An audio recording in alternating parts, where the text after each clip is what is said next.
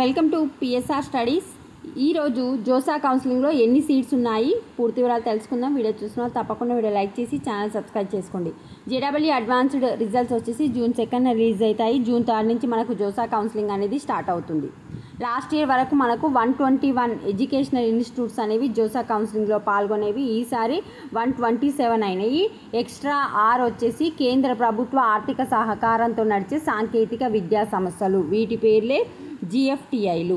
Seats వారిగా చూసుకుంటే ఐఐటీలో వచ్చేసి 17,740 సీట్స్ ఉన్నాయి. ఎన్ఐటీలో వచ్చేసి 24,229 సీట్స్ ఉన్నాయి. త్రిబుల్ ఐటీలు 8,546, జిఎఫ్టీఐలు 9,402.